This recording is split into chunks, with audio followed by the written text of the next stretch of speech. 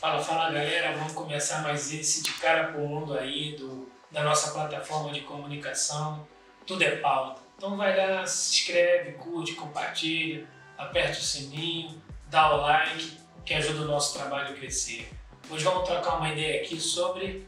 Oi, Reginaldo. Fala aí, boa tarde pessoal, boa noite, bom dia, de onde você estiver vendo. Hoje a gente vai trocar aquele papo sobre religião e negócios ocupam o mesmo espaço. A gente separou umas perguntas aqui, como sempre, dos internautas aí, do pessoal que acompanha a gente. Vamos começar então. A primeira aqui, Reginaldo, é em que pontos a ética religiosa pode se alinhar ou se chocar com as práticas empresariais e a busca por lucro? Primeiro, enquanto ética no comportamento. Todo bom religioso é chamado a ter um comportamento ético, a ter um comportamento honesto, justo. Isso é o eixo das boas religiões, é o eixo das religiões tradicionais, seculares, milenares. No entanto, nenhuma delas deve intervir no mundo secular. O mundo secular existe para não receber intervenção das religiões. O mundo secular, na sua máxima, não pode ter essa intervenção negativa, sujeita, fundamentalista e, por vezes, até agressiva, de maneira nenhuma. Deve ter o limite do respeito. O bom e a boa, religioso e religiosa, salvaguarda sua conduta para si, para os seus valores, mas na sociedade aberta, jamais que não seja tendo um bom comportamento. E de que forma a fé pessoal de um empreendedor pode influenciar suas decisões de negócios e a cultura de uma empresa? Nós estamos falando de fé no negócio, fé no processo, fé na sua criatividade, fé na sua vocação, fé naquilo que você enxerga, mas aí aqui vale a pena separar que nós não estamos falando de fé teológica, filosófica, nós estamos falando de fé de iniciativa, de construção de processo, de desenvolvimento de uma história daquilo que você está vocacionado, do negócio que você abriu. Então, se você desenvolve um negócio, claro que você tem que acreditar. É fundamental que você acredite e encontre os pilares importantes para que você desenvolva da melhor maneira possível, realizando boa entrega e a satisfação do cliente. Aí é outra história de fé. Então, tem algum exemplo histórico ou contemporâneo de organizações religiosas que operam como grandes negócios ou de negócios que incorporam fortemente esses princípios religiosos? Olha, tem algum tempo, não vou entrar nessa polêmica. Muitas religiões foram exploradas ao longo da história da humanidade por pessoas mau caráter. Eu costumo dizer que não foram as religiões que erraram, foram pessoas nas religiões que erraram e cometeram falhas tristes e lamentáveis. Então, existe a exploração desde sempre.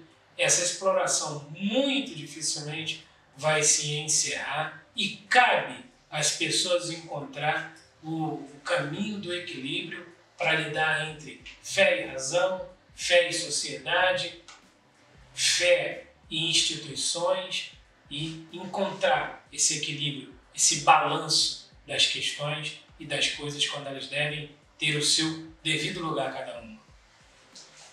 E quais são os limites éticos quando uma empresa utiliza símbolos, rituais ou até mesmo a linguagem religiosa para fins de marketing ou vendas?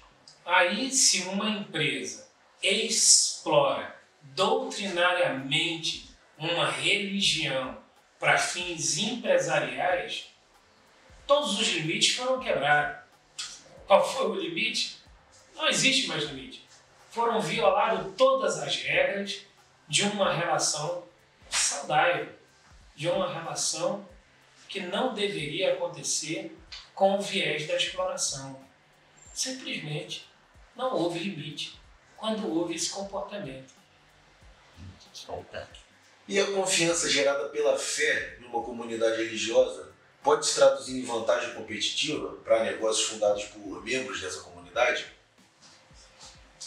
Não deveria.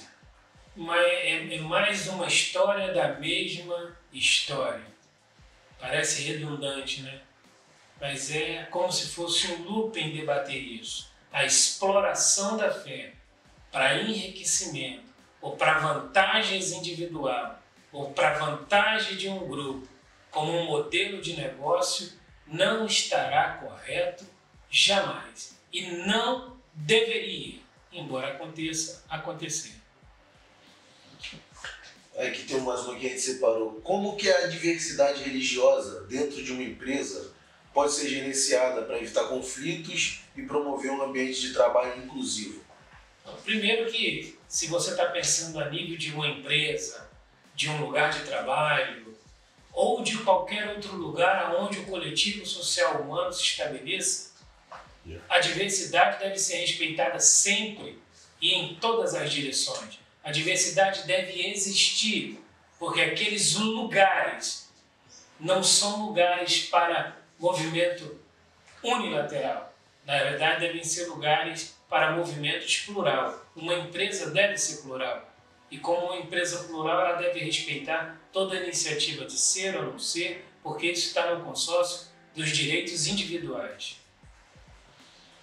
A gente pode considerar que o sentido de propósito e a busca por valores comuns à religião também são elementos importantes no mundo dos negócios?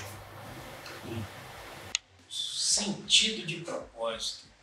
Olha, se você tem um propósito baseado naquilo que você acredita, o que você acredita deve fazer de você um guerreiro, uma guerreira, um lutador, uma pessoa lutadora, alguém que vai utilizar esse ambiente da fé, da sua psique, do seu transcendental defendido como um objeto de fortalecimento ético, moral, emocional e vai fazer de você alguém com uma resistência para lutar mais, mas não para usar os elementos da sua fé como uma arma de combate.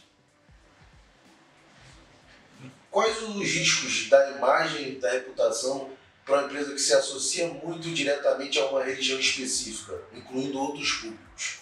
Os riscos é de que você fragmente a possibilidade de atender um público mais eclético, mais variado, e que também você fique muito nichado e o seu produto ou serviço não se desenvolva. Então esses são os riscos mais eminentes, em que é uma decisão do empreendedor, do empresário, decidir tomá-la ou não. Eu não entendo como uma decisão boa para qualquer que seja o negócio.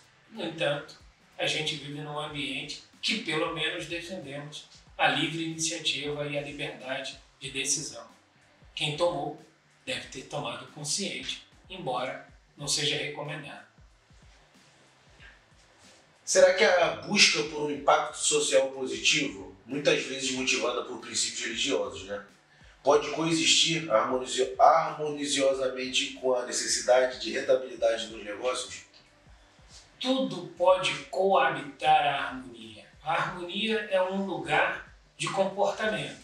Se você se harmoniza com o diverso, o diferente, o outro, o direito do outro, como pensa o outro, o que faz o outro, como trata a individualidade, o outro tem direito de tratar a sua individualidade, a diversidade só pode trazer benefícios.